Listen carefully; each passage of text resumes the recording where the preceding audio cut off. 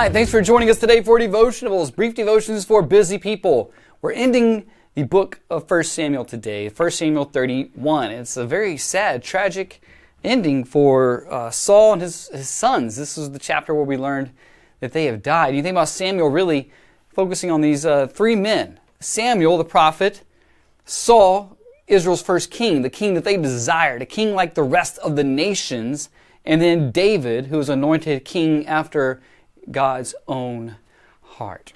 And so here at this break, and really we think about it for Samuel, just the story of Samuel, but at the end of 1 Samuel 31, this tragic death of not only King Saul, but his three sons.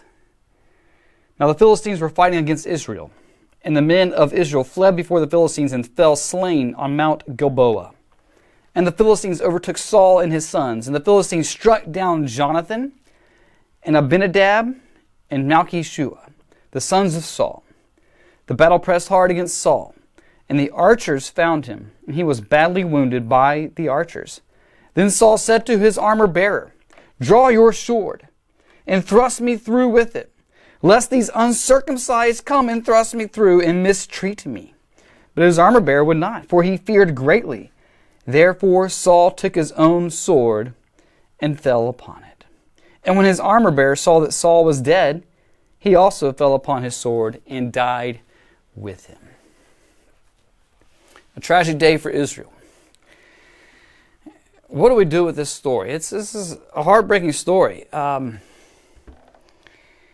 think about Saul, kind of a complex character. Definitely we see times he was cowardly. He was an angry man. Had the spirits from the Lord that tormented him. And yet in some ways he was very courageous. And he fought and led Israel into battles in a way that just showed great courage. Samuel, we read, grieving and lamenting over Saul. David himself, if we were to go into 2 Samuel chapter 1, and David lamented with his lamentation over Saul and Jonathan his son. And he said, "It should be taught the people of Judah, behold, it is written in the book of Jashar," he said, "Your glory, O Israel, is slain on your high places. How the mighty have fallen." And here's David. You consider about Saul and how he was jealous of David. He hated David. We're told that he was David's enemy. And yet David himself is hurt. He's saddened, obviously, by his good friend, the love he had for Jonathan, and the love that he had with Saul. He's faithfully served Saul. And you could be thinking this would be a time of rejoicing. And that time will certainly come, but it was appropriate to grieve. It was appropriate to grieve and to consider the good qualities of Saul. So many times in life, we are so, I don't know what it is, we're so binary. It's just black and white. And obviously, when it comes to people, so many of us, we fall short, right? Your heroes fall short. And it's easy just to write people off just like because of one misstep. And sometimes we need to consider the whole picture. And at least Samuel and David, two godly men, they grieved over Saul. Now, we also know that it was the Lord himself who said he was tearing the kingdom away. He has rejected Saul from being king, and that he would not have, his descendants would not be on the throne, right? If he had obeyed the Lord and utterly destroyed those whom the Lord said to put utter destruction, then he would not have been rejected. But indeed, he was rejected. So just think about maybe those either maybe people you never met, but they're kind of leaders and they're flawed leaders. And sometimes we can write people off unnecessarily so. And remember that the Lord Jesus himself is the only one who is perfect and sinless, and we can show grace and honor people more than we're too quickly to write people off.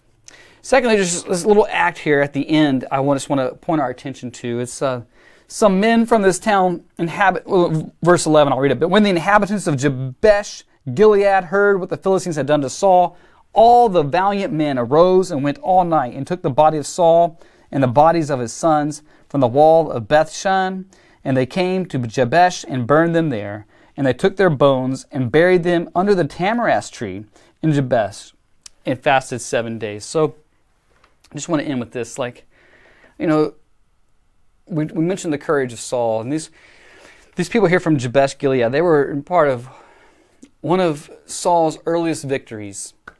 And they had not forgotten how the Lord had given them salvation and victory through the hand of Saul and his courage. And so they came and they honored this man. And it just, in some ways, I'm sure as I'm reading that, you're triggered to Joseph of Arimathea and Nicodemus, who had come to him by night, and now he comes in the broad of day. And these men, they ask Pilate for the body of the Lord Jesus, so that they may give him a proper burial. When you think about all that the Lord Jesus had done for them and done for us, it was fitting that they would show courage and to honor the dead. And, maybe sometimes we need to think about how we can honor those who are dead and remember them for better maybe than we tend to remember them. And also remember to honor the living before they are dead. And so before we could say, oh, how the mighty have fallen. So kind of a tragic end to Saul's life, but much we can take away from there. And we look forward to seeing how God will now work through the hand of David, as he's already done in 1 Samuel, but now that he is king, will be king here in 2 Samuel. God's blessings on you today.